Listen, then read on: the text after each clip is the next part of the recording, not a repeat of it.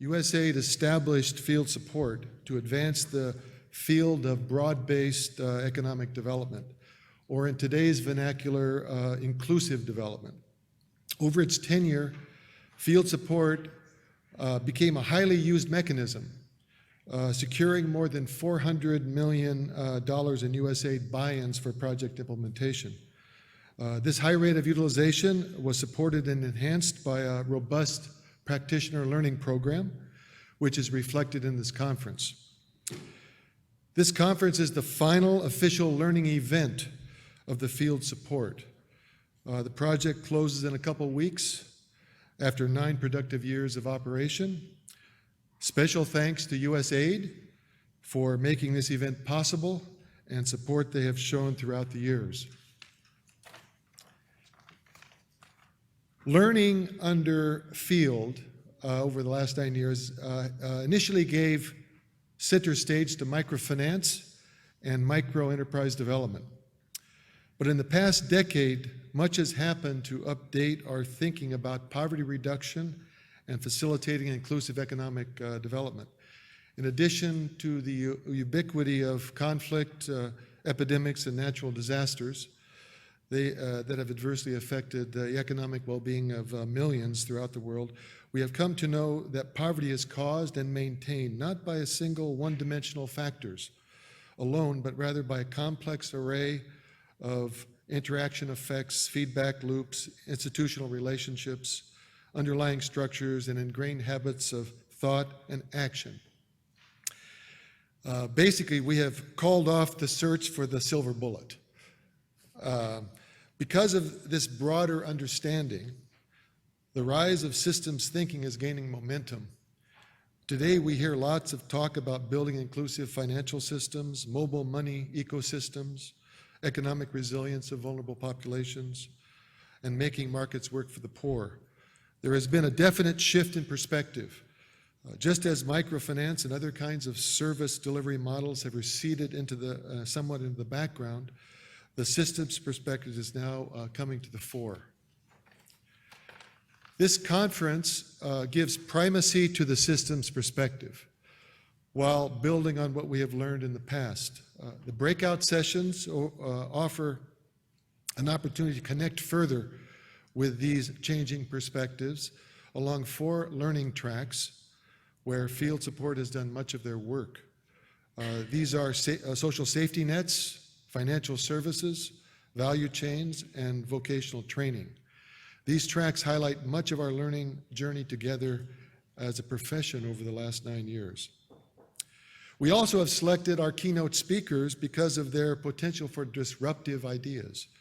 By doing so, we hope that they will perturb our habitual modes of thinking and permit new insights to emerge. New ideas actually some are quite old, pertaining to complexity, networks, and systems will shape tomorrow's practice, and we need to understand them well. Of course, systems thinking is not unitary. There are many currents within the larger stream. So in order to give us more exposure, we've invited prominent thinkers that have somewhat different emphasis on the systems perspective. Our lead-off speaker, Peter Senge, is one of the real pioneers of organizational learning and participatory systems thinking. Excuse me. His work on systems dynamics and generative structures really need no introduction. His books have been widely read and used by many in the audience. Suffice it to say that I think his more recent work on connected ways of knowing the whole system is destined to transform the way we think about reading systems and facilitating change. Today, during lunch, we hear from Sally Gerner, relating some of her work on the fractal designs in nature and energy flow networks and how these natural patterns can inform us about the attributes of healthy economic structures and processes that we seek to build. In the afternoon, we have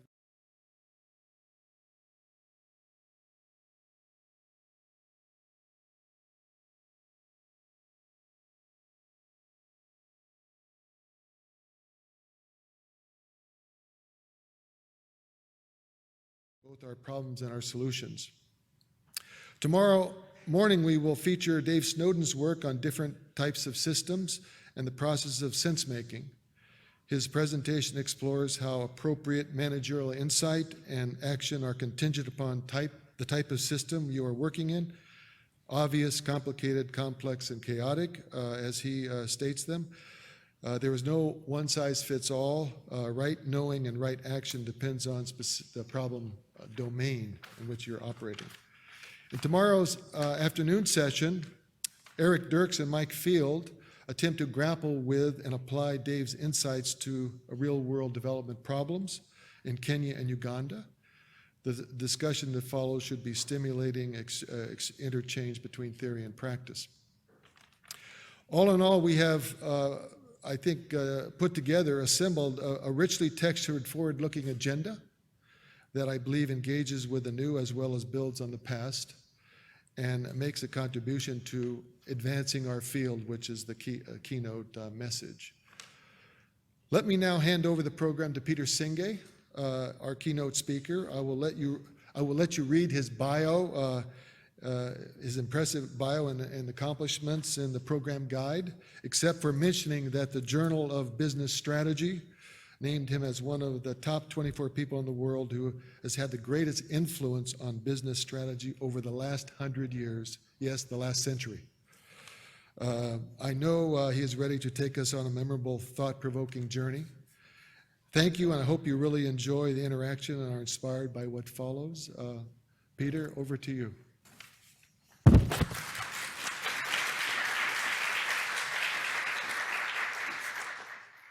Thank you, sir.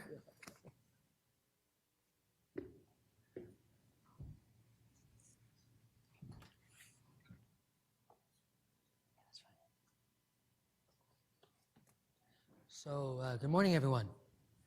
I've had a chance to spend a bit of time talking with Paul and some of the organizers to kind of get a bit of a context here for me. The first thing I should say is probably known to some of you, or at least a few of you. I have none of the substantive field experience that you have.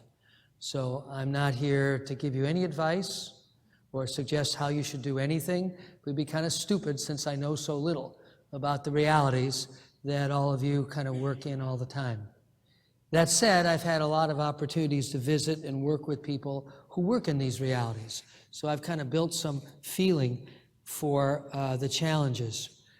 What Paul really wanted me to do here is kind of set the stage with some general kind of background ideas about, well, what is all this systems perspective stuff? It's not obviously a new term to any of you, but I think it ought to be. And what I mean by that is, although we're familiar with some of the lingo and a lot of the ideas, I'm sure, are quite familiar to a lot of you, I think none of us understand what it means. Underline, none of us, myself included.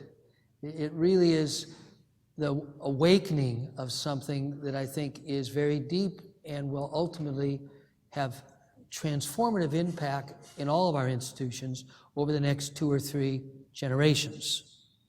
So it's not a short-term change. I first got into this field a long time ago, and even then we thought, well, this is really, what is this all about, really? That said, I think there's kind of a broad profile. We can kind of see shapes emerging in the mist, kind of basic ideas. And most importantly, I'm trained as an engineer, a lot of practical work. I mean, a field like this is only going to advance through practice. And that's why when Paul first said this is the last of the series of bringing field practitioners together, I thought, well, that's a great setting to share some of these ideas. So the basic plan is very simple. I'm just going to share a few very kind of broad, I would call them kind of foundational notions, all of which I'm sure at one level are familiar, but I'll try to kind of point that even though we might recognize them conceptually and know some of the terms, there's more depth there than probably almost any of us really appreciate. And then talk a little bit about the practice. What's kind of emerged as key ideas and tools in the practice.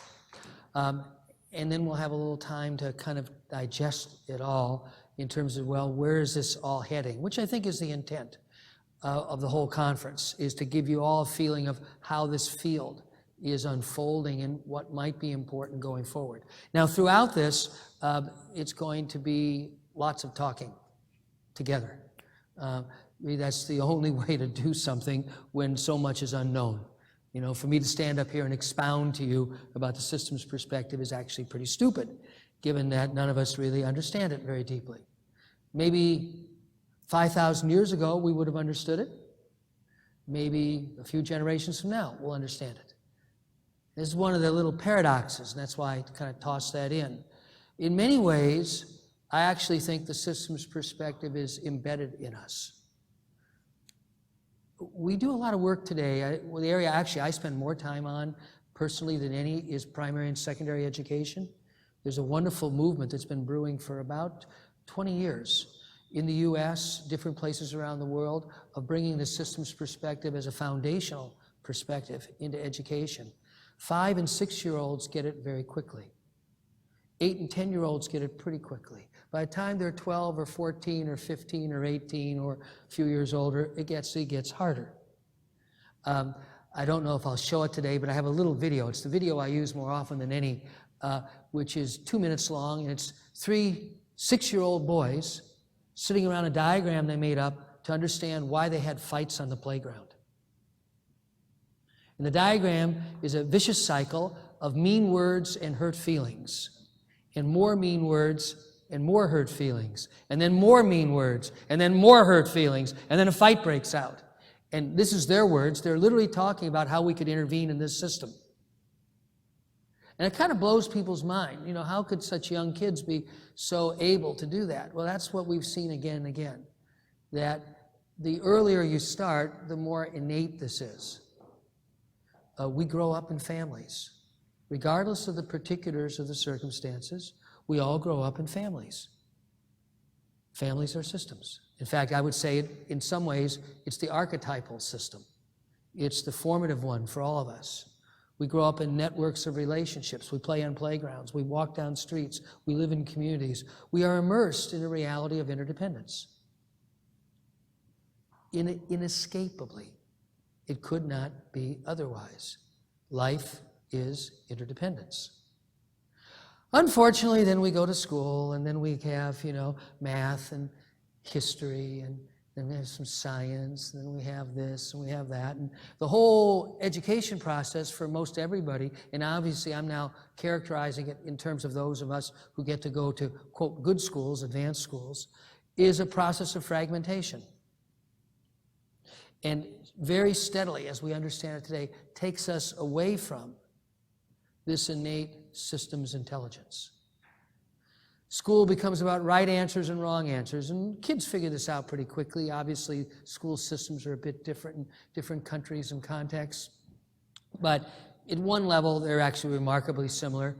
I take educators to China all the time, and guess what? They know the textbooks. They don't have to read Chinese. We know all these textbooks, because they're all the Western textbooks. And the Chinese education system in the last 20, 30 years is really their version of the Western education system. Many of you work in countries that have inherited education systems from their former colonial occupiers, right? Very Western, very similar. And if you kind of ask, well, how did this whole education system really get established in the West? It's quite recent in many ways. It's maybe 200 years old. I consider that quite recent. It's an industrial age artifact, literally at an age where almost everybody that came out of it to go to work in a factory. That's why it was organized as grade 1, grade 2, grade 3, grade 4, grade 5, grade 6. Sounds sort of familiar, doesn't it? It was literally organized as an assembly line because it was mimicking the most significant innovation in organizing work in maybe all of history at that time.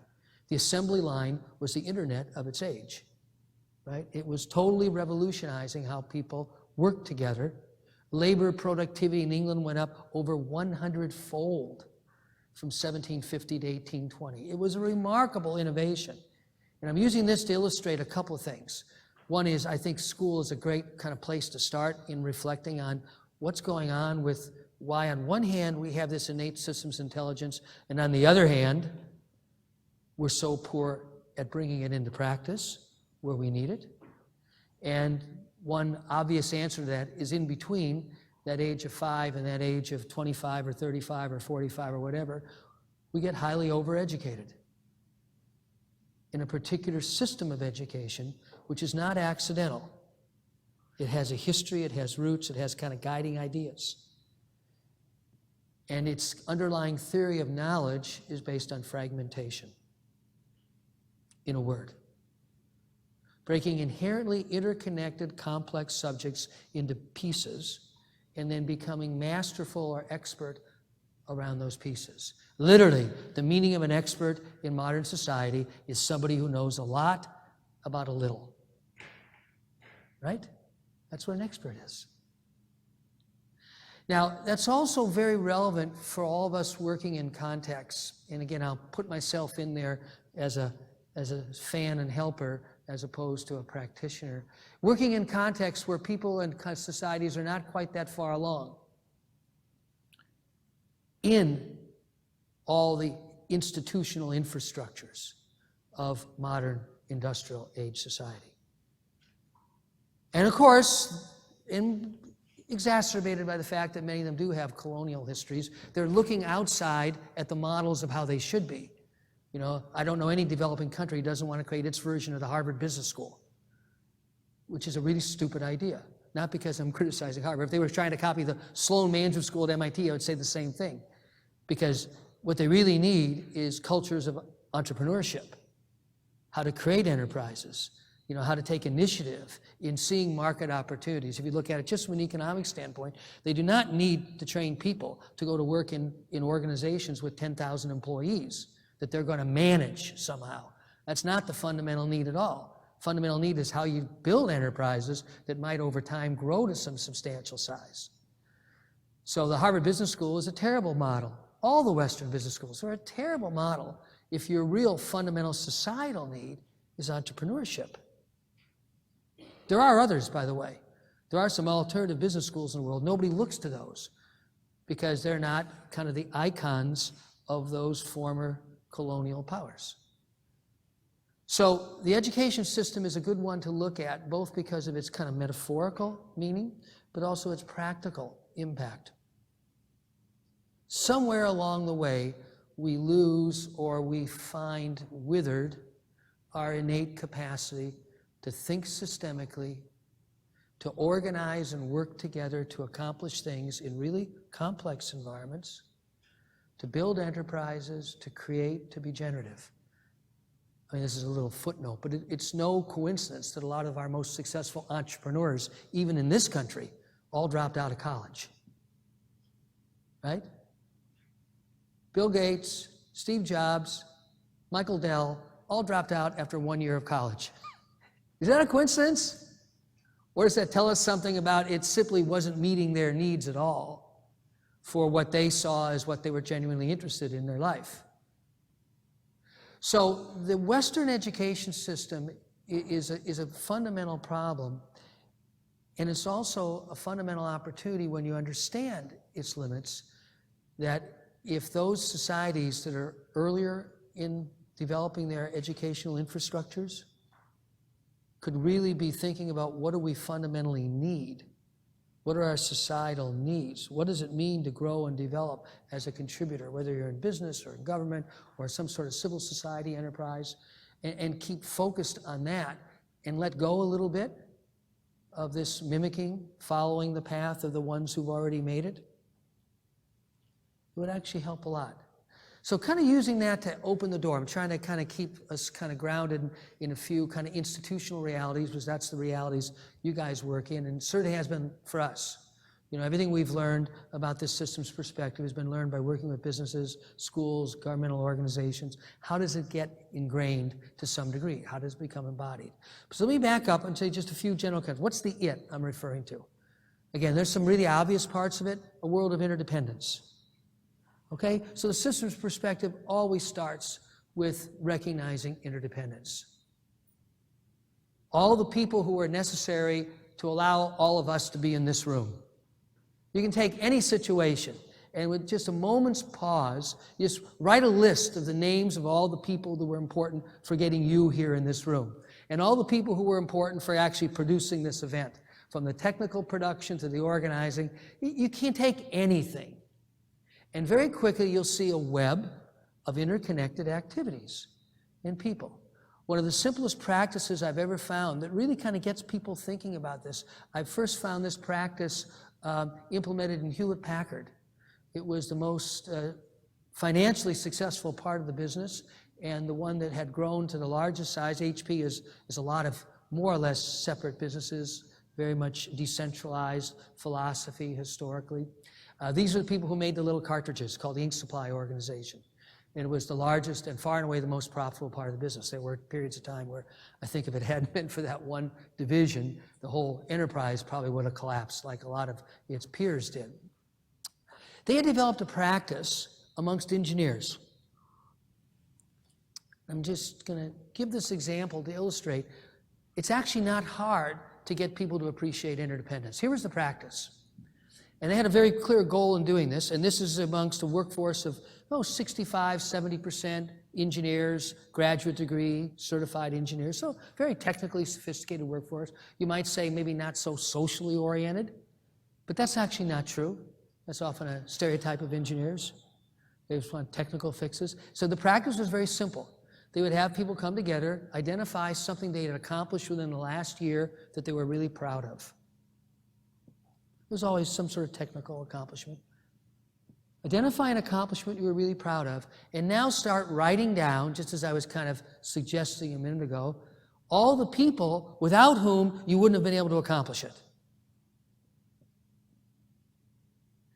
And they would actually often do this with a little wrinkle, which was very clever. So you'd make a list, and you'd stop after 10 minutes. So you got 12 names on the list. Many people said, "Gee, I could have kept going for another half hour." Then they would say, "Okay, go to the bottom and count up 3 and cross a name off." What would have happened if that person hadn't been involved? And they'd have all these great stories. "Oh, well, this would have failed, and we couldn't have done this, and that person was a total pain in the neck, but they really brought something that nobody else in the extended network brought." And what it quickly brought out was that this is first very real. This is not a theoretical idea that we accomplish things in webs of interdependent work activities. But secondly, this is an emotional matter. You would be surprised to hear these engineers and how fired up and angry they'd get at, if that person hadn't been involved. Because very quickly it would lead to the following story. Now, this is a very particular technology, business context. You may be able to, however, to see the connections to your story. They would quickly lead them to start talking about all the idiot things their managers had done in their careers to destroy their networks.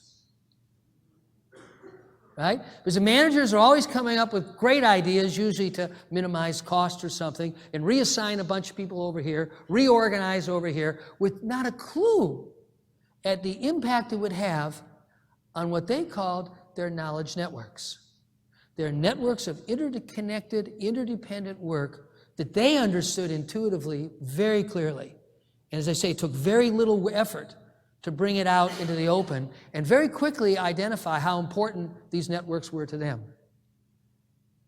This was a little after the dot-com boom when they started this, but I think it might have been fostered by that. You remember this is like 15 years ago, and literally in their world, the turnover rate of really highly qualified engineers and engineering managers was really, really high.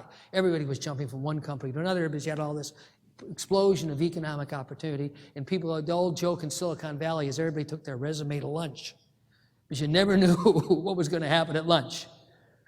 And there were studies done then that even though people's tenure in organizations was very, very short, particularly highly qualified people, their tenure was very short, their social networks were highly robust. So there was this growing awareness that even though people moved jobs all the time, that was really quite secondary. It was their network And that's when you first started to hear the term used in this particular, it was their network that really mattered. And you would literally hear VC people say, venture capital people say, well, we think this person is a little more qualified to be our CEO than this because of her network. So there was this growing awareness of these social knowledge networks. And it was in that era that HP started this practice. It was enormously successful. Eventually, it got managers thinking differently. Eventually, managers would actually all have, usually on their walls, displayed various maps of the social networks so that the engineers could come in and say, okay, you got this great idea for reassigning somebody. Now, you're going to put that person over here. What's going to happen to our network? Interestingly, the networks, again, always spontaneously arrived at through people reflecting on how they accomplished what they accomplished. That's the important thing to keep remembering here. This is not a bunch of academics coming in here with questionnaires and analyzing your social networks. Quite the opposite. These were practical people reflecting on how they did what they did when they were really successful and who was needed. Invariably, those networks crossed all kinds of boundaries. They crossed boundaries internally, but they also crossed a lot of external boundaries. It was very unusual when one of their social network maps did not include key suppliers and customers. Again, all arrived at through a simple, powerful question. Who was necessary to accomplish something we're really proud of? So that is a little different connection on systems intelligence. And I wanted to use that example because one of the things I've learned over the years, and this is just a very practical tip, I would use the word system very carefully and infrequently. It's a terrible word. I mean, it really is a terrible word. In colloquial use, when people say the word system, what do they almost always mean? If you just watch how that word gets used. What's the most common context or meaning? Technology, IT. We got a system problem here. We need a system expert. Okay, so it's computer, IT, the information infrastructure. And then, of course, you have the classic use, hey, it's not my fault, it's the stupid. Right? How many times have we heard that in our work lives? Rules, regulations, what people perceive as constraints. So those are the two most common associations people make with the word system. But if you kind of walk through what I just kind of described to you, there's a whole different notion of system that arises. And again, technically, I think it's still a good word to use, but colloquially, it's a terrible word to use. What are our network of relationships that are vital to accomplishing what we really accomplish? You do not need to use the word system in that sentence. And it really confuses matters. But when I talk about interdependence, this is exactly what I mean. Interdependence is an inescapable aspect of social reality. But especially when people get things done. Okay? They usually, and we find this again and again, and I'll just use this term entrepreneur in a very broad sense now. I don't mean people who just create businesses or even people who create social enterprises, but I mean people who have that kind of capacity to help people work together to accomplish things. There was a jargon term for a while people tried to call intrapreneurs versus entrepreneurs, just words. But there is a certain set of qualities and capabilities that we've been studying for years of people who seem to be able to get people to work together to accomplish things. Sometimes those people are in important management jobs, sometimes they're not. It doesn't seem to have a lot to do with position, but it has a lot to do with credibility. Because in any work setting, you get people doing that little exercise I was describing to you, they're identifying the people who are credible and competent in their minds, in their work. And that's always in people's minds. Doesn't matter what the context is. So when we talk about systems intelligence, guess what? It's always there.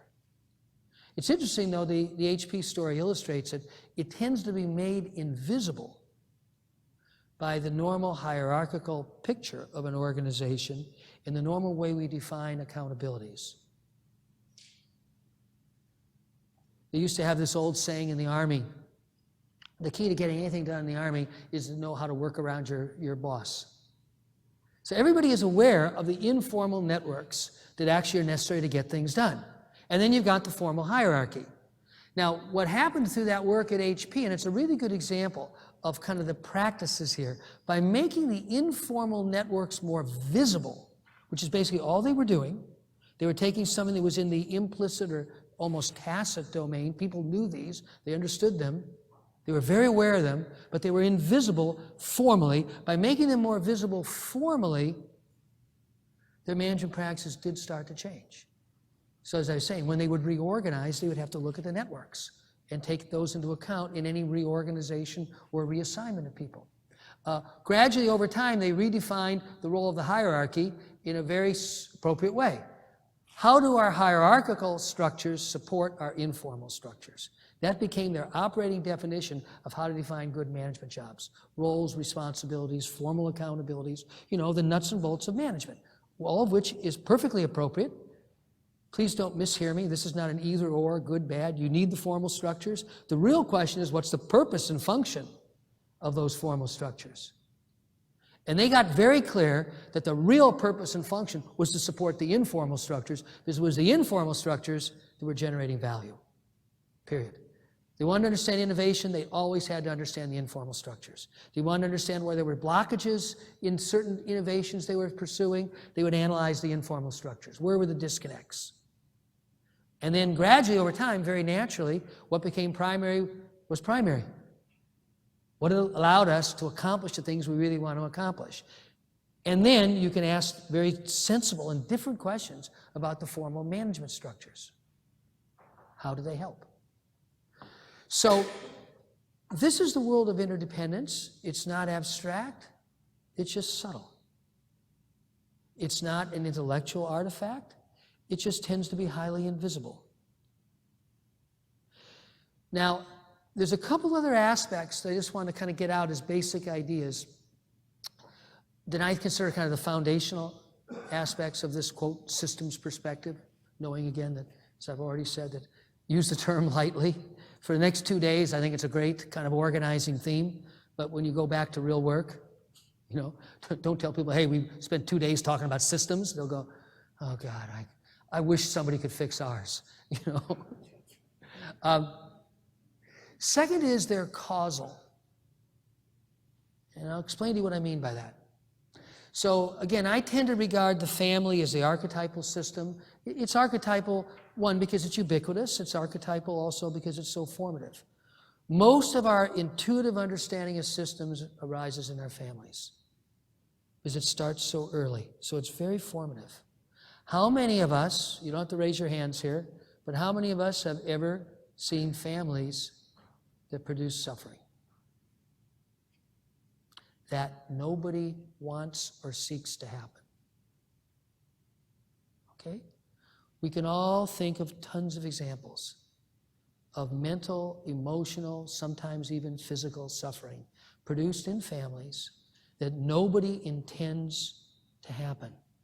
It's not like they get up in the morning and say, you know, I want to see if I can insult Aunt Martha a little more today. Right? So I'm using that again to illustrate something. There is a level of causality. There are forces that are generated within systems that produce outcomes that often nobody really wants. I grew up in Los Angeles. When I kind of reflect on my own journey and kind of how I got interested in these subjects, it's easy for me to tell you. At this same point, different scale. When I moved to LA, it was a great place to grow up as a kid. I was never indoors. I played baseball probably 360 days out of the year. I mean, it was just life. It was beautiful. The weather was fantastic. There were palm trees everywhere. By the time I went away to college, I couldn't bear to be there. Because in the meantime, it had probably, I don't know the exact numbers, probably quadrupled in size. It was a period of phenomenal population growth. The air had become so polluted that literally they would have warnings that kids shouldn't be on a playground today, shouldn't be outside. And I can vividly remember sitting in the back seat of my folks' car, driving for hours through orange groves and lemon groves. That's basically all you saw. And 10 years later, 12 years later, they were all shopping malls. I would argue that very few people who could have lived in that, I would say almost like paradise, and then could step in and live in what Los Angeles became in a very short period of time, and that epochal change was probably about 15 years, would prefer the second over the first. Oh yeah, people like going to the shopping mall and all that, but the quality of life collapsed, I would say. Now that's not a unique story. Many of us have lived through similar stories, and often in similar time periods. I spent about a month a year in China for the last decade. And there's no Chinese person who can't tell you their version of that story. What Shanghai was like in 1990 and what Shanghai was like in 2000. I mean, there was a period of time, I think it was for about 5 years, when 1/3 of the construction cranes in the world were in the city of Shanghai. This phenomenal rate of change to create a huge modern urban dwelling place where everybody kind of is in almost identical 30-story apartment buildings, and they used to live in hutongs. Hutong is a traditional Chinese urban community. So I'm trying to illustrate something here. It's very simple, but again, it's subtle. These systems are causal. They generate forces, whether we look at a family or the growth of an urban center. They generate forces. They have a life of their own, so to speak. And very often, these forces produce outcomes, results, consequences that are actually contrary to what the people living in those systems actually would desire. In a sense, this is the real raison d'etre for the whole system's perspective. If that were not the case, we really wouldn't be here. It's a very important thing to keep in mind, and at all levels. It doesn't take long for any of us to kind of sit back and look at the conditions in our world today at a global level, the things that really concern us, whether they're social, political, or ecological, and just ask one question. Who is working intentionally to produce those conditions? Don't get me wrong, we're all caught up in it, and on an event-by-event level, we're doing things that are producing them. But if you really step back and say, who wanted that to happen? Did they have a plan in place 10 years later with this goal as the intended outcome? And the answer is, of course not. There are very few people who wake up in the world with the goal of producing another, few degrees C warming in global mean temperature in the next 2 decades.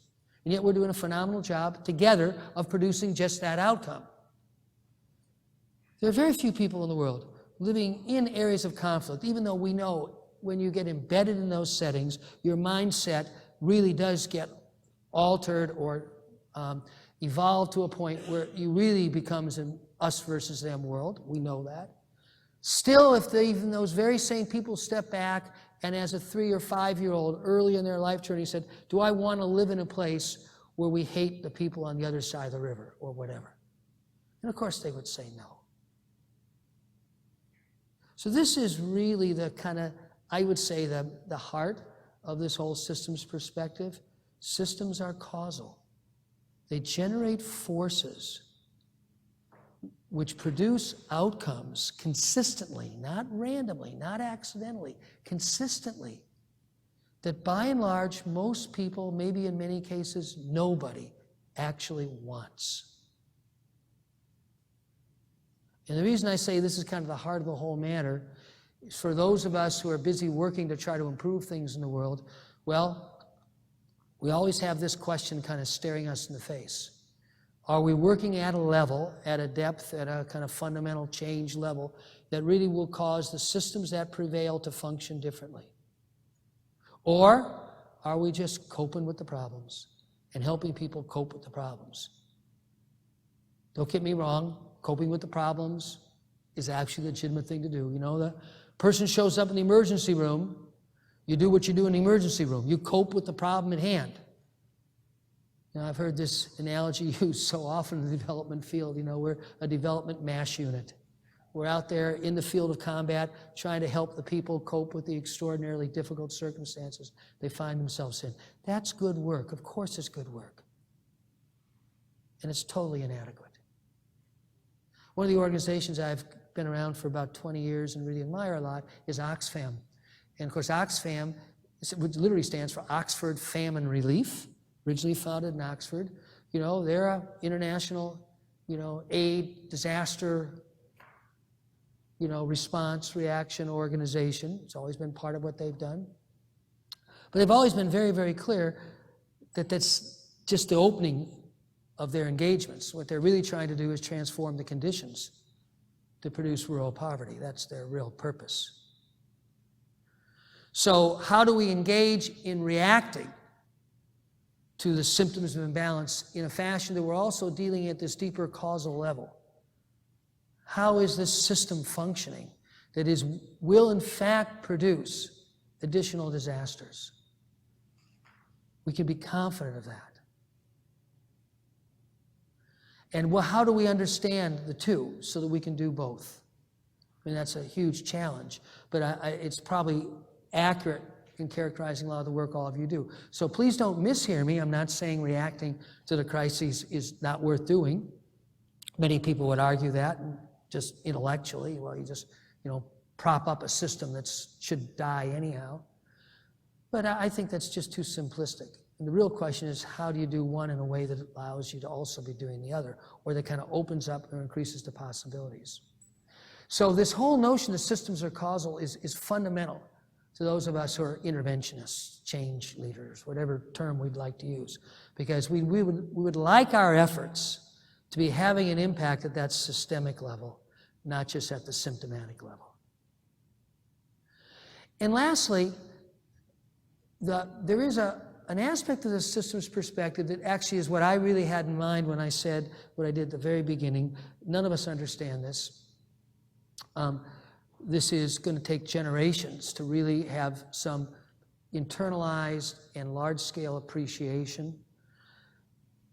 There's different words for this last aspect. Some would call it the holographic nature of systems, because the hologram is a wonderful illustration. One of the people who helped me understand it best was a physicist. His name was David Bohm. He was actually a protege of Einstein's. He was at Princeton, and he wrote an extraordinary book called Wholeness and the Natural Order, probably 30, 40 years ago. And then spent the last 10, 15 years of his life organizing dialogues. Not among scientists, but in all kinds of different settings, particularly in conflict settings. And he was kind of helping us understand an aspect of the systems perspective that I would say we had never really gotten in my MIT training. Because my MIT training was coming out of a kind of an engineering background. The tools were not being applied just to engineering systems, they were social systems. Very much pragmatic, how do you help people actually improve the way systems function? So there's all that kind of qualities to it. But there is another dimension that was really quite invisible to us. One of my mentors in the domain of culture, organization culture, and I think still the best writings on organization culture. Another actually MIT man named Edgar Schein, S-C-H-E-I-N. Ed used to say, if you want to understand the culture of an organization, don't bother reading this stuff, Don't ask people to show you their value statements. Everybody's got value statements. Everybody's got a mission statement. He said, just go to a meeting. Sit through a meeting for an hour, 2 hours. Who talks? Who doesn't talk? What gets discussed in the meeting versus what gets discussed after the meeting when two people are walking down the hallway and go, or they go into a private room and close the door, and then they talk about what really went on. I'm told a lot of these conversations occur in ladies' rooms. I can tell you none of them occur in men's rooms. It's just different culture in ladies' rooms versus men's rooms. Or you get together with people at night over a beer or something, and all of a sudden you see all the stuff that was really in people's minds, their real concerns, none of which got discussed in the meeting. So Ed said, you want to understand a culture, go to a meeting. Now what he was illustrating was this third aspect, which is the one I'm referring to as being very subtle. The whole exists in the parts. I'm going to say it in 2 or 3 different ways. This is really much more the domain of poetry than prose, so I'm just going to try to sketch the idea, but I think you'll get it pretty quickly. The whole exists in the parts. You want to understand the culture of the larger organization, sit in on a meeting, because the culture is a living phenomenon in that meeting. That makes sense to you, by the way? The information necessary to generate this organism is in the tiniest cell, right? The whole is in the parts. And again, there's no simple, elegant English phrase for this. I say it's kind of the holographic principle. You know, the basics of a hologram, which is made by these interacting light waves, light beams, is that, first off, it's this 3-dimensional representation. So it's not like a 2-dimensional image, it's 3-dimensional. But what's really interesting about a hologram is if you take half of it, you know, literally cut it in half, change the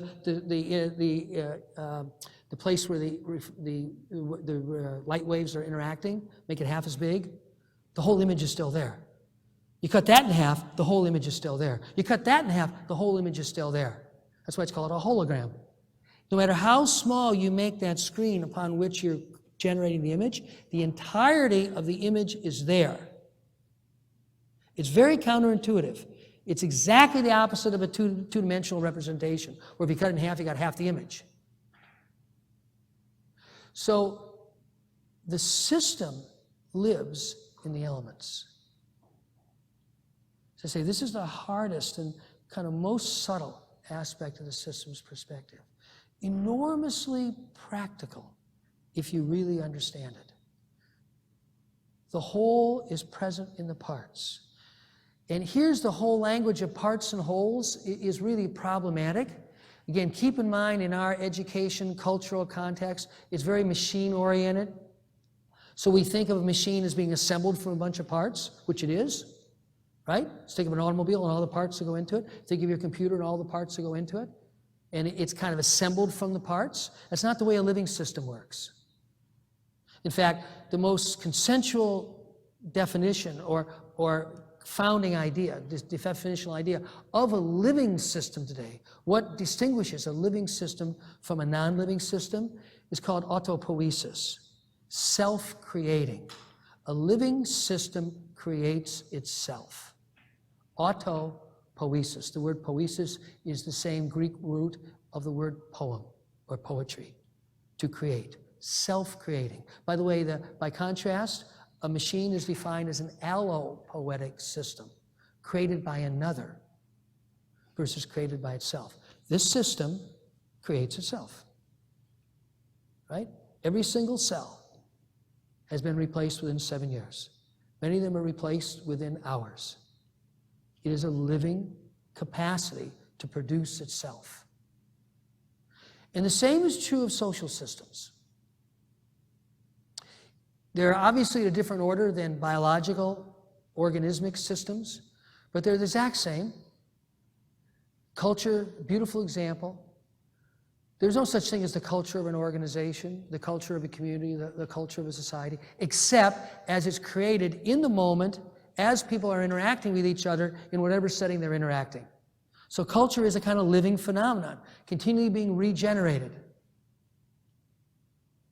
From what? Well, probably not so much from DNA, right, as the biological organism is being generated, but something that Paul touched on very briefly, and I'm sure it kind of went right by because the implications of it are not at all evident to most of us. Continually regenerated by the habits of thought and action and artifacts that culture lives by. So let me explain these terms, and we're going to pause and we're going to take a few minutes and think about all this. So this regeneration of the culture, I'm using culture to kind of illustrate this principle of holographic nature of systems. The society is continually recreating itself. Now it's also evolving. So both are going on, right? Just as happens with the organism. It's both recreating itself and it's changing. So you look in the mirror and go, wow, that's actually not the same face I saw 10 years ago, right? So both are going on. It's being regenerated and it's evolving because it doesn't regenerate exactly. There's always perturbances or changes that are causing things to evolve a little. But it's the regenerative part I want to touch on because it has so many of the most, I would say, practical implications for us as change instigators or change facilitators. What is that social reality being generated out of? Habits of thought, habits of action, and artifacts. So I'm going to just tell you what I mean by each of those three terms. Paul used the first two when he did his brief opening. Think of family.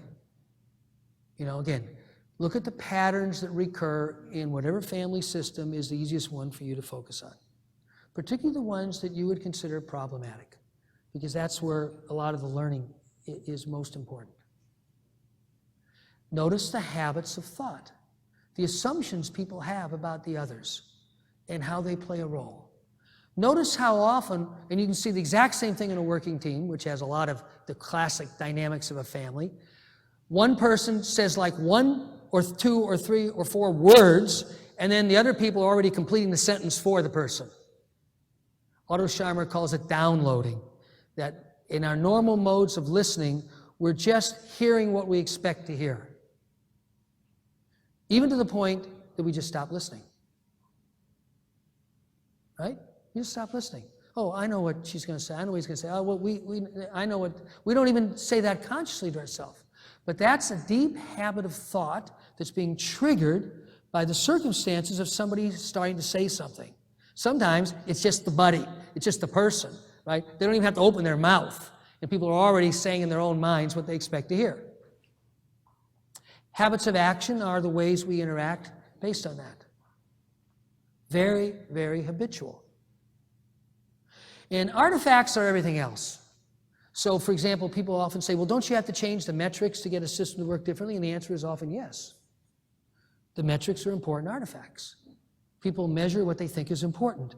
You all live with this all the time because in the world of accountabilities and so on that's being kind of imposed on all kinds of social service organizations today for perfectly legitimate reasons, but often in very counterproductive ways. You have to impose metrics. Paul said something to me in one of the calls that really struck me. He said, my paraphrase, something to the effect that in facing the complexity of the challenges we face in the development community, a lot of us and a lot of institutions have retreated to measurement. I think that was the phrase you used. I thought it was a beautiful phrase. Very easy to understand. Well, we got to measure, we got to be more accountable. So measurements are a perfect example of the artifacts. They aren't trivial. And they're almost always inadequate to produce change by themselves. And that's why I went through that little ramble, habits of thought, habits of action, artifacts. You've got to think of them as a whole. I can't tell you how many unproductive management interventions I've seen where the great idea, terrific intent, we're going to change these metrics and everything's going to change. Or we're going to change the performance review system, how people get promoted or don't get promoted, and that'll change everything. That'll shift the culture. No. It can contribute, but if you're not dealing with the habits of thought and the habits of action that those artifacts are triggering, forget it. So when you ponder this, you start to see all kinds of interesting intervention strategies or opportunities. Years ago, we started to stumble on this term mental models. It's another way to say the habits of thought, habits of action, the mental models, the internalized reality and the habitual ways of dealing with that internalized reality that we all acquire. Mental models are not good or bad. They are human. We all have them. But what we started to realize from a lot of companies we were working with at that time, was all business applications back then, that the organizations that were really getting good at it were having a big impact because they were creating conversations, places where people would talk, where they would actually be bringing out their assumptions. There's another way to say mental models. It's only part of it. It's habits of action as well as habits of thought. But they were starting to bring out their habits of thought. And as soon as they could get more explicit about it, they could challenge one another. They could ask questions. You say, well, that's an interesting assumption. This whole strategy, I remember years ago, a CEO said, we've always thought the key is plans. The key is not better plans. The key is better conversation that surfaces the assumptions behind the plans. It was a brilliant insight for him and his organization. Because once they could transform that strategic conversation, they were using a particular methodology called scenarios at that time to do it. And the purpose of the scenarios were to force managers to think explicitly about multiple future realities. Well, if this unfolds, here's what we'll do. If this unfolds, this is what we'll do. They usually have three. If this unfolds, what will we do? And it was an interesting, well-structured process. People liked it, but what they really valued was they had to make explicit the assumptions they would be operating under.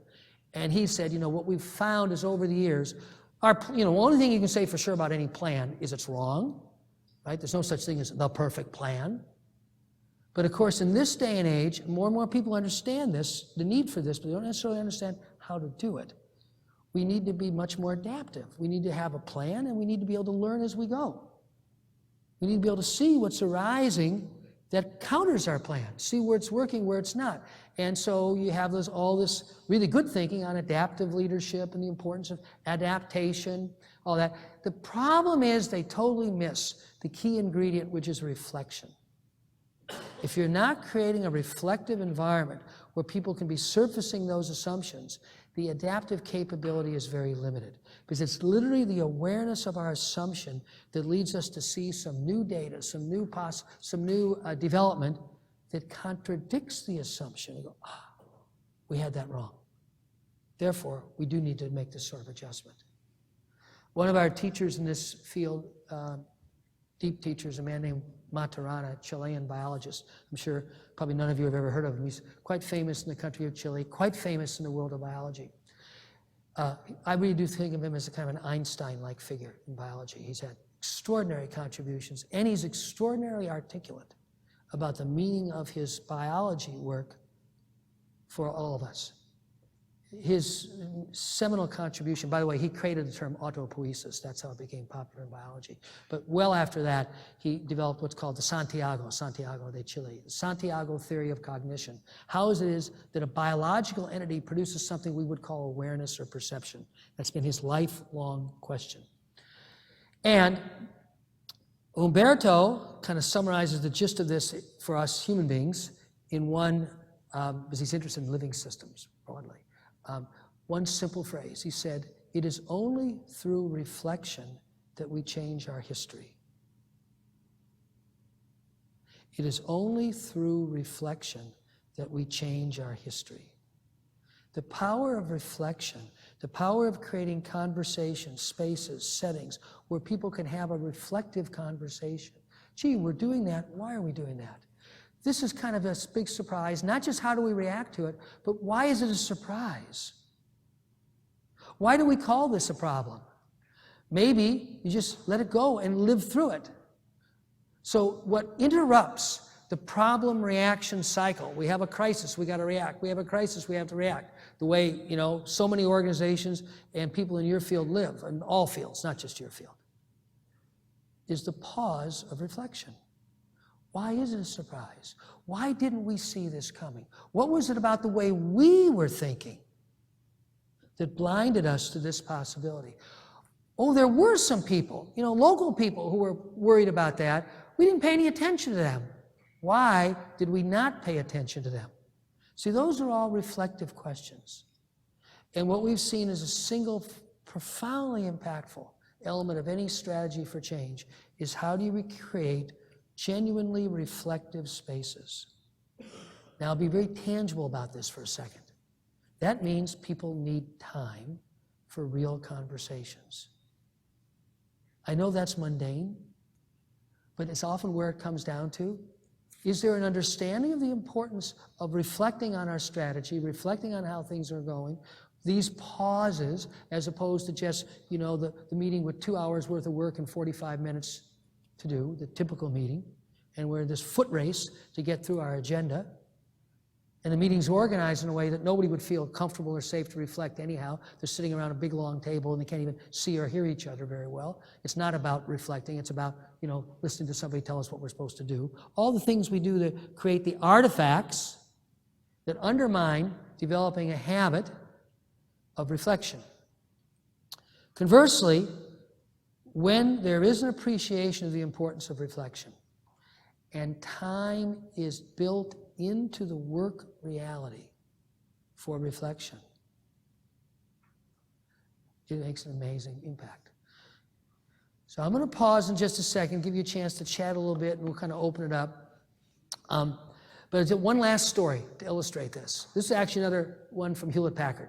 This was funny, so we all got such a kick out. It was such a huge surprise to us. So keep in mind that they're building all these maps of significant innovations and who was involved in producing what. This is a discipline that they've integrated into the organization. And about several years into this, they found a particular network that when they really studied it, and these are managers studying the maps produced by engineers, they had concluded it was about a quarter to third of their most significant product innovations had come out of one network of 35 people in an organization with 10,000, probably 7,000 engineers around the world. So this one network of 35 people, all in one location, they had 3 major locations, this was in one location, they figured it had produced an extraordinarily disproportionate percentage of their most significant innovations. Needless to say, they got very interested in this network. What's this network all about? Well, first thing they noticed, this didn't take very long, it was a network of 32 or 33 women. No men in the network. Now, my guess is at that time, probably 25, 30% of their engineers were women. So that's a highly improbable development, right? You have this key network, 32, 33 people, and they're all women. That got them curious. And somebody finally said, oh my, it's the quilting circle. This network was the quilting circle. Now, for those of you who aren't from the US, you may not know exactly the word I just used. So quilting is an old American tradition where people with not a lot of money would take fragments of material and knit them together to produce blankets, to produce clothing. It was called quilting. Okay? And it's a type of kind of knitting circle. And several ladies, engineers, said, well, we like quilting. Let's get together and quilt. And every week, at, I don't know, Thursday, lunchtime, they met for an hour and they quilted. That was it. So you can imagine the perplexity of the HP management, on this big, giant division, noticing they've got this incredibly productive network, which is actually a bunch of women who get together for an hour a week and quilt. Without question, 2, 3, 4 times more impactful in terms of value added, financial consequences, product innovations, than anything they'd come up with as managers. So they got kind of curious. So they started to bring some in. Tell us what you do in this quilting circle. We're trying to figure it out so we can become more innovative. And they said, yeah, we quilt. They said, well, yeah, but how do you account for this and that? And then, oh yeah, well that was Fran, she was part of that group. And so they would go through the innovations. They'd all have stories. They knew about almost all these particular product innovations that had come out of that. So we thought you were quilting. She said, well, yeah, we quilt and we talk. We talk about our kids. We talk about our lives. We talk about our projects. We just talk. So there's a big message here. And it's a message that in most settings that you work in, the people have not forgotten this. We've often forgotten it in our modern, over-organized, over-educated, over-managed organizations. Sometimes the most powerful shifts come from creating a space where people can just be together. This has become almost faddish now in the Silicon Valley area, and we read about the phenomenal, afternoons off at Google and so on, and it gets all sensationalized. We miss the whole point. It's a very simple point. How do we organize our working together so there's time to just be together? The quilting circle had no agenda. They had no management problems to solve. They had no technical problems to solve. They got together to do something they liked to do. And they got to know each other. And they got to talk. You all know Bose, right? Speaker manufacturer.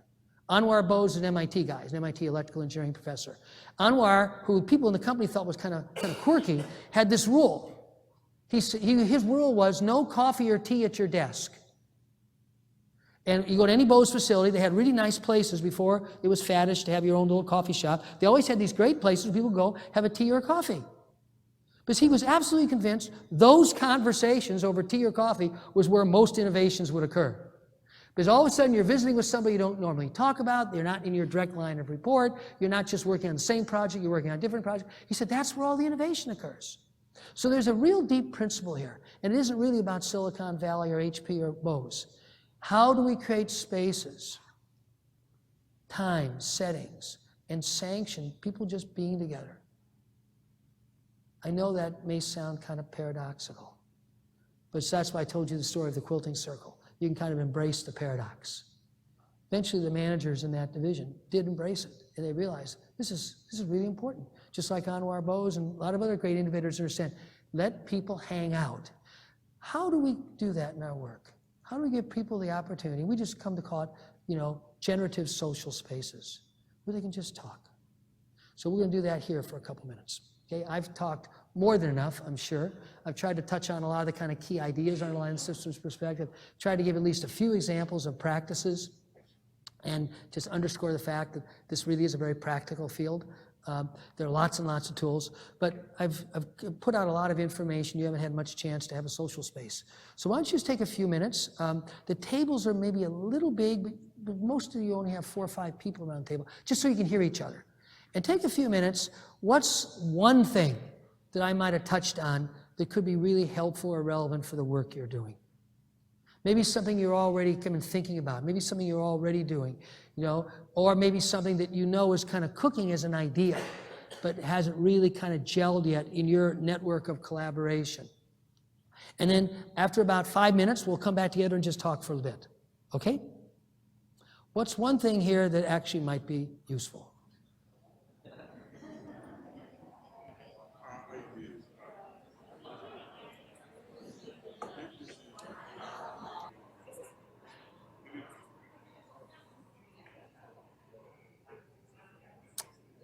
Okay.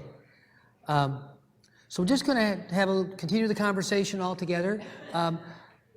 We are live streaming, so that if you don't mind, if you can go to one of the mics if you want to make a comment or ask a question, that'd be good. If it's just you don't feel like that or it's too far away, I'll repeat it. Don't worry. So the people who are watching and listening can hear. So this does not have to be questions and answers. See, obviously, you had a question, I wouldn't have an answer anyhow.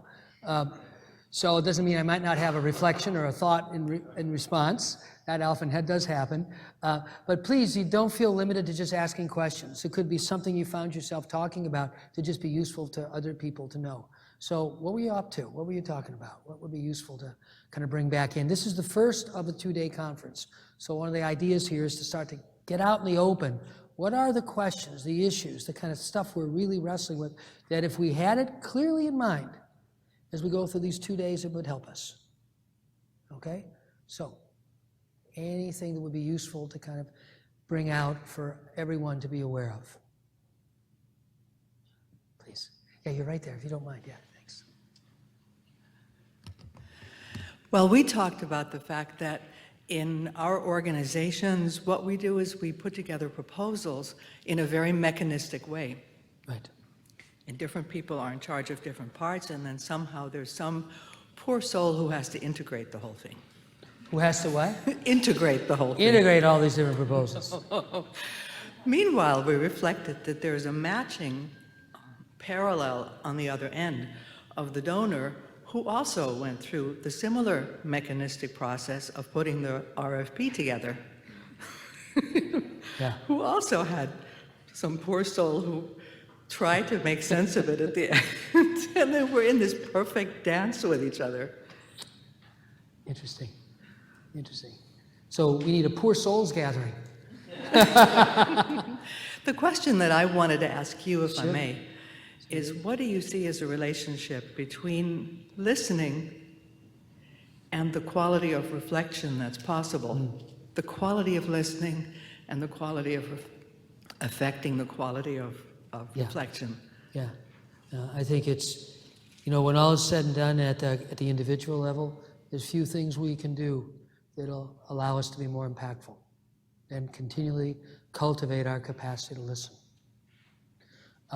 We have, this was not a session to kind of do broad summaries of all the different tools and stuff, but not surprising, a lot of the tools and methods focus very much on conversation and listening. And just to give a real quick summary of some of the key ideas, and you can find this in either the Fifth Discipline Field Book. Otto Scharmer's Theory U has some very good material on this. So anybody interested in those references, we'll put together a little I don't like PowerPoint, you can tell that. I've always found the only useful thing is after it's all over and have a sense of what we talked about, we'll give you some slides. So you have references and things you can follow up on. There's kind of 4 stages of listening that we've found are very useful to discern. The first is the one that I used Otto's term before. It's a good one, downloading. That's when we're hardly listening at all. We hear a word or two, we get triggered, and we immediately are off to the races with our own internal thoughts. The second is what a good debater learns. We would call it objective listening. You can't be a good debater working in download mode. You've got to really pay attention to what the other person's saying, because you're constructing counter-arguments and counterfactual evidence to be able to win your point in the debate. But the goal is still to win and not lose, and have your point of view survive. The third, though, is what we just often call empathetic listening. It's when I'm not only paying attention to what the person is saying, I'm paying attention to the person saying it. We all know what that's like. We all know what it's like to be on the receiving end. It's when somebody is really listening to us. They're hearing beyond the words. They're hearing what's behind the words. What's the lived experience? What are the feelings? What's being communicated in the body? Our bodies are phenomenal communication devices. We all know that. Kids pick this up very, very quickly, right? They can tell when somebody's upset. They don't necessarily know how to deal with it. That's why the whole social-emotional learning is a very important movement around the world in education. In any event, so that's the third level, empathetic listening. The fourth is the mysterious one, a little bit like my comments before about the hologram. It's when the whole starts to listen to the whole. I don't know other way to say it succinctly. When the whole, let's say a team, is listening to the team. It's what all performing artists know this. You can talk to a dance troupe. You can talk to an improvisational jazz group, improv actors. They're so aware of this. All of a sudden, the troupe, the whole, is aware of the whole. It's what in jazz, classically, they used to call it being in the groove, when all of a sudden the entire ensemble is kind of moving as a whole, because there's an awareness of the whole in the whole. Those are the 4 levels of listening. And again, Otto does a good job of describing them. Thank you. Thank you, and I think a lot of our table also touched on these issues about listening and reflection, engagement. So I have a question. Where does this wonderful type of device and other types of technology fit into these 4 levels of listening, hearing, reflecting, empathy, and so forth? Yeah, well, that's the $64 question we're all living with in different ways, right? So first, let's say the negative side, because that's easy in a way. We have, no one knows the number, but we have probably upwards of 30% of kids in American schools drugged legally with the approval of the teacher to deal with attention deficit disorder. That's the typical medical diagnosis, ADD. Because they've grown up in an environment of perpetual distractedness. There's nothing in their growing up that supported them just learning how to do one thing and to pay attention to it. I've been involved in a school in China for the last 7 or 8 years because it was the first ever founded in China based on the way they educated 6 and 7 and 8-year-olds 2,000 years ago. Guess what's one of the things all the kids do? They do calligraphy. And I have a picture. Just a picture, tells 1,000 words. This one, probably 8-year-old girl sitting with her brush. That ability to pay attention. It's what Dan Goleman calls focus. His newest book, it's just called Focus. It's Dan's way of talking about mindfulness. He doesn't like that kind of jargon. He worries it'll polarize people. They'll think it's religious. It's not religious at all. It's the ability to pay attention. And it is a developable skill. Anybody who's competent in any profession, certainly an artistic one, has to develop the ability to pay attention, to quiet down, focus on one thing. And obviously our technology, which tends to pull us in the opposite direction. So the negative part of this is pretty easy to see. There are actually getting to be more and more companies, you might find this interesting, that are actually trying to step forward on this. Daimler, the parent of Mercedes-Benz in Germany, they now have a company-wide policy of no emails, texts on weekends. I don't know how long they'll stick to this. It was described to me with somebody recently. I thought, wow. Because, they're European and they're really determined that we really want to conserve our culture and the things we care about, we do when we're not working. And of course, they see Americans as being just, chronic, over-the-top workaholics. I've met many companies who have tried similar things.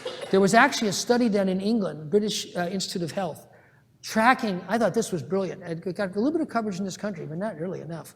Tracking IQ over the course of the day, literally administering IQ tests hour by hour to people working, and saw on average a 10 to 15% drop in IQ by the end of the day with people who had over 200 interacting messages.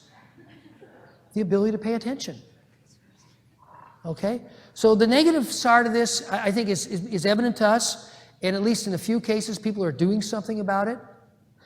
We need to do much, much more with kids. I mean, that's where the habituation is occurring. And the average high school, there's a Mind Life Institute study, the average high school girl sends over 280 messages a day in a school day. So, the big question, the $64 question I was referring to is, how the hell do we use this technology? You look at, it's the same question of all technologies. I mean, when all is said and done, technologies are tools, period, end of story. The real question is, what are you trying to do with this tool? And we've used it in this machine model, the very mechanistic model, to try to increase productivity, the amount of information that can pass through more quickly. But information is only useful to a point. The question is, what does it allow you to do? Not how much do you know about. Again, I'm trying to let me see, this is a very practical matter. That's why some companies are really stepping in. Does it actually help people be successful and effective in their work? What does it allow you to do? So having more information does nothing by itself. It's only how it improves your awareness, lets you see options, make connections. So I think we're on a nice edge here. We're potentially. Now, the place we've looked is in teams that are really investing seriously in listening, for example, in all what I would call these human capabilities, who are also very technologically sophisticated. And what do you see from those teams? The software industry has some wonderful examples. I have a good friend who's a CTO, the third company he's founded, software, and the working teams there spend in the vicinity of a half a day a week in reflective sessions. So they're very disciplined about this. And why? Because they enable collaborative design of software. Literally today, software is created by hundreds, even thousands of people co-creating software distributedly in a very obviously technologically sophisticated way. Every kind of technology, infrastructure you can imagine they use, but they use it also in concert with real discipline for reflection. And I think the software industry is the first major industry that's crossed the threshold. They are, in my judgment, consistently cultivating collective intelligence today. Now, does that mean they're all doing it? Of course not. This is one company. It's called Rally Software, by the way. You can go to their website, just like Car Rally. And they're a leader in what's called collaborative system design. And I think it's a real bellwether where high technology sophistication and high human sophistication come together. That's the $64 question. And so those are the best examples we've seen so far. I don't think it's impossible. I just think we have to be honest and say it ain't what's happening. But what's the IQ drop in your organization over the course of a day? One last comment, and then we need to break for the break. These are great.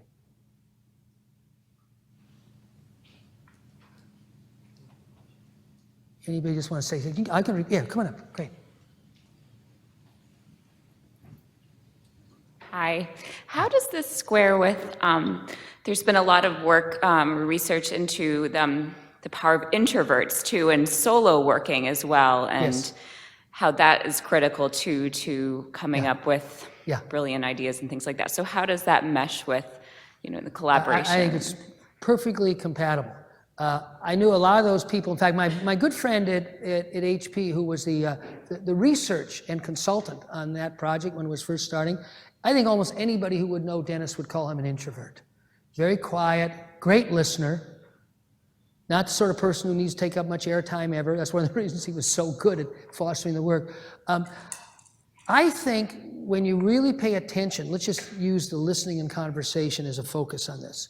When you really pay attention to how to create a reflective space where people can talk, I'll tell you the first thing you'll notice, just as a researcher, this is the tangible stuff you could measure, things slow down. There are long pauses, the anathema in our typical meeting where we're trying to jam, as my mom used to say, excuse this is my mom's quote, 25 pounds of shit in a 5-pound bag, right?